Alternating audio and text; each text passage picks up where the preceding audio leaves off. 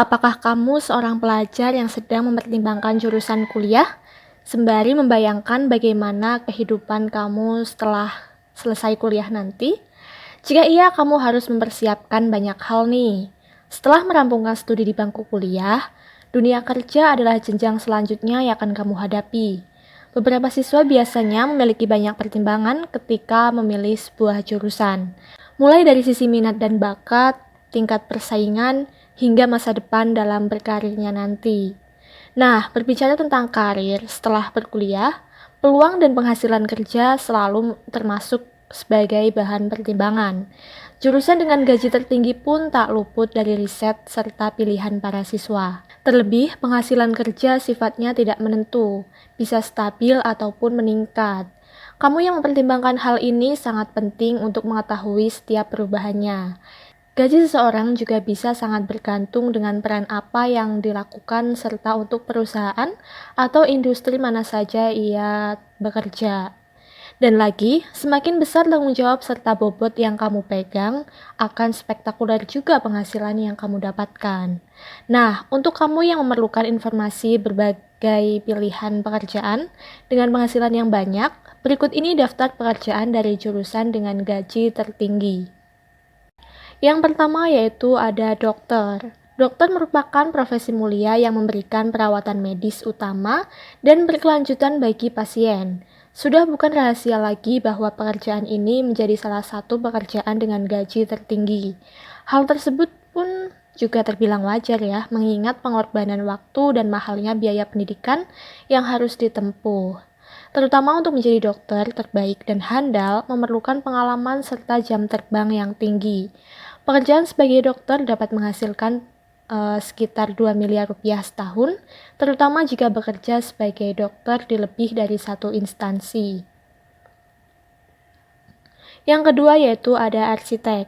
Arsitek bertugas merancang, mendesain bangunan baru ataupun merancang proyek renovasi bangunan yang sudah ada.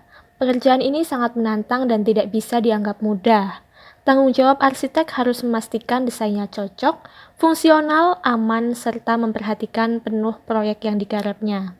Karena itu, arsitek termasuk dalam jurusan dengan gaji tertinggi.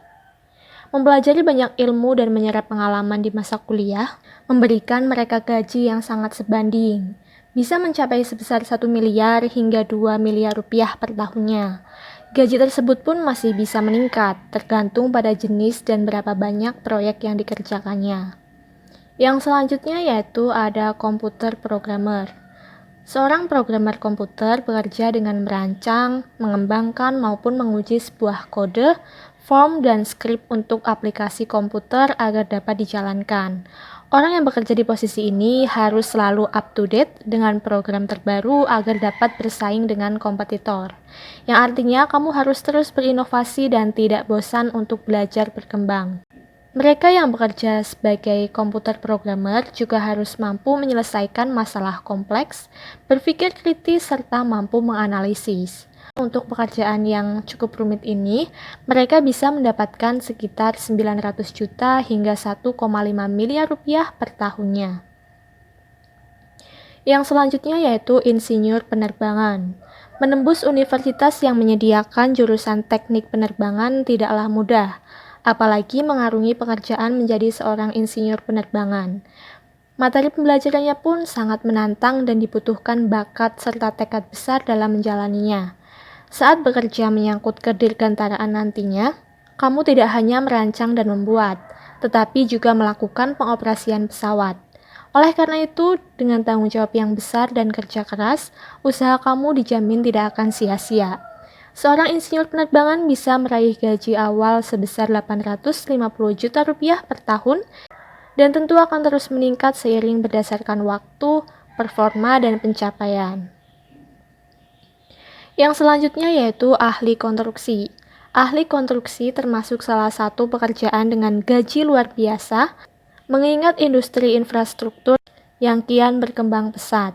Mulai dari melaksanakan tugas yang melibatkan kerja fisik di lokasi konstruksi, mengkoordinasikan berbagai pekerjaan yang terkait dengan konstruksi dan perawatan struktur, fasilitas, dan sistem, sampai berpartisipasi dalam pengembangan konseptual sebuah proyek konstruksi.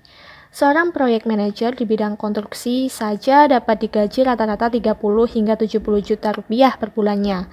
Dan ahli konstruksi dengan latar belakang jam terbang atau pengalaman lama dapat menghasilkan 60 juta rupiah per bulannya.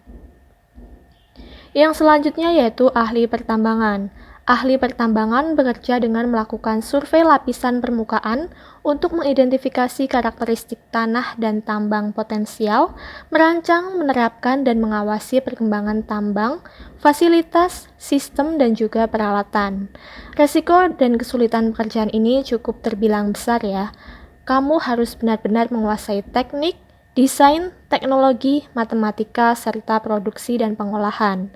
Para fresh graduate yang bekerja di bidang ini dapat memperoleh penghasilan mulai 6 hingga 8 juta rupiah per bulannya loh. Sementara jika kamu sudah memiliki banyak pengalaman dan mengisi posisi staf level menengah atau senior, kamu bisa digaji sebesar 30 juta rupiah per bulannya. Yang selanjutnya yaitu desain produk. Pekerjaan yang satu ini diprediksi memiliki gaji yang cukup tinggi. Desain produk bekerja dengan melakukan perencanaan dan perancangan produk yang bertujuan untuk memenuhi kebutuhan manusia. Dalam desain produk, kamu tidak akan berfokus pada estetikanya saja, tetapi juga pada nilai kegunaan produk. Kamu harus bisa kreatif, detail, dan senang melakukan riset. Kamu juga bisa bekerja dengan menghasilkan sendiri hasil rancanganmu. Selain bekerja secara individu, kamu juga bisa bekerja di perusahaan berbagai industri, mulai dari kreatif, pariwisata, hingga teknologi. Berdasarkan laporan World Economic Forum atau WEF, gaji yang diterima oleh lulusan jurusan ini berkisar dari 6 hingga 30 juta rupiah per bulannya loh. Yang terakhir yaitu ada HRD, yaitu merupakan sebuah pekerjaan di mana kamu harus mengelola dan memberdayakan sumber daya manusia dalam suatu perusahaan. Tanggung jawab yang dipikul oleh seorang HRD memang besar karena akan langsung berhubungan dengan jajaran atas perusahaan itu. Bekerja dalam bidang HRD juga tidak hanya berurusan dengan rekrutmen saja.